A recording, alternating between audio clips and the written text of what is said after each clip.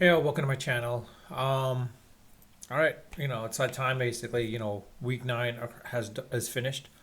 I always give you my top five teams that I think are the top five teams in NFL for that week after the prior week. Well, prior week of after playing, of course, and basically for the current week, what where my standings are basically, based on what happened this whole week. Basically, there's quite a few things. If you've seen my prior 2 weeks list, things have changed a little bit now.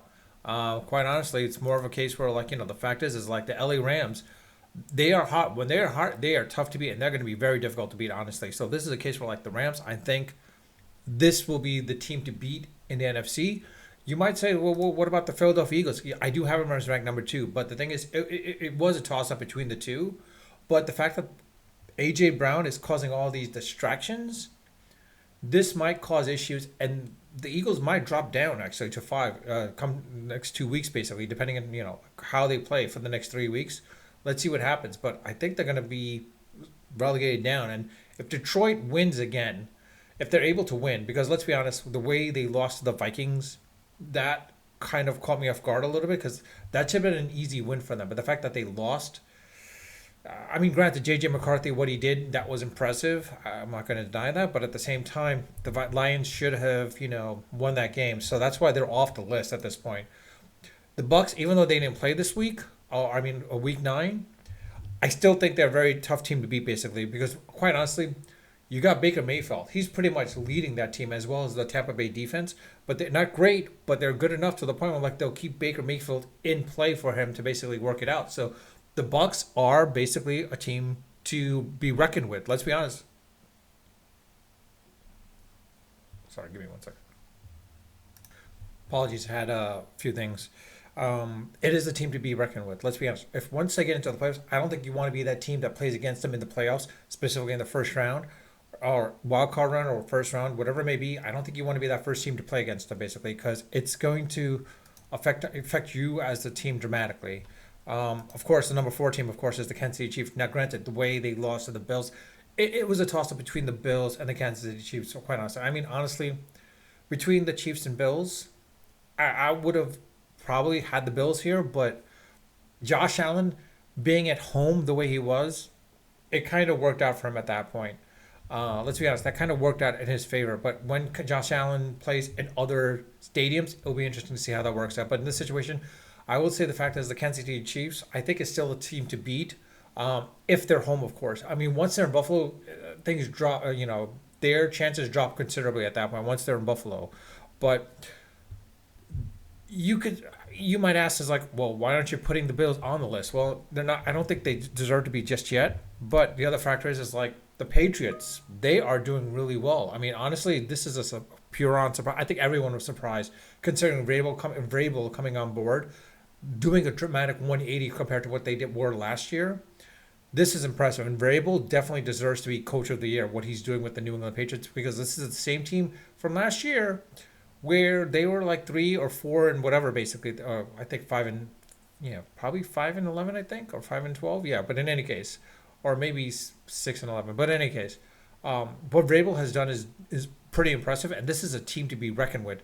Now, granted, they barely beat the Falcons, but the Falcons are a team that will hang in there at that point. So it'll be interesting to see uh, how the Patriots play out in the next coming weeks.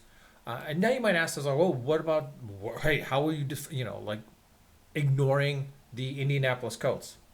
Well, partly because I was telling you all this time, like, Daniel Jones is not that great of a quarterback. He's probably a decent game manager now at this point based on the system he's in, but Pittsburgh has shown that what you need to do to defeat the man.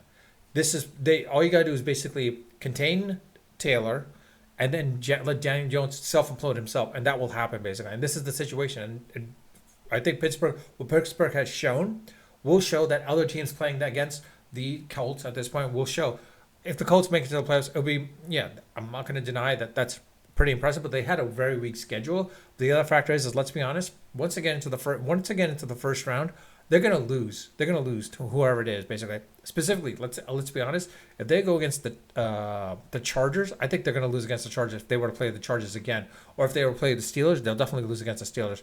The Broncos, you might ask us like, why aren't they on there as well too? Well, it was a toss up between the Broncos and the Chiefs and the Patriots, considering like what Payton is doing to them, what Sean Payton has done for this team, considering he's using Bo Nix. The thing is like Bo Nix is kind of reminding me a little bit of Elway, like they're all in the Dan Reeves era. Basically, they're always having to come back, and I don't think that's gonna sustain for quite a while. They could get away with it for a few more games, but after a while, it's not going to work. Specifically in the playoffs, it's not going to work off in the playoffs that well. I mean, let's be honest, Bo Nix is no John Elway. Let's be honest, he's no John Elway. And you might say, it's like, wait, what about the Seahawks? Yes, but again, Sam Darnold, you could see what he's doing during the regular season, but when it comes time for playoff, he will collapse. Just like Daniel Jones, both of these guys will collapse in the playoffs. And don't put your mind into them at that point, or don't put your focus into them as being a team that will work, be like they're going to be tough. They're not going to be tough. They will collapse. Unfortunately, Commanders, they're out now at this point because like Jaden Daniels out for the season. Commanders are not like getting it and getting anywhere. So like chances are they're going to be competing with the Giants and the Saints as well as the Jets for the draft, number one draft pick. The Ravens, you could say the Ravens are probably and of course the Dolphins as well. But the Ravens, you could say is like this might be the turning point. But reality is, time will only tell. I hate to say this, but like I think this is a time where the Ravens may be on the bubble for the playoffs, but they're not getting into the playoffs. I think in this situation, the Bears doing really well. That's a little bit of a surprise, but I don't think they deserve to be on this list just yet. We'll only wait and see. I had Green Bay last week. The fact that the Packers lost to the Panthers, it's kind of, I don't know, like that kind of is a little bit of a question, which I'm not sure what to say. Do the Packers have the legitimate shot of dethroning the Philadelphia Eagles? Because honestly, right now, I'm thinking it's more of the Rams that might dethrone the Eagles. If the Rams are hot and they're good and healthy, they're taking out everybody at this point.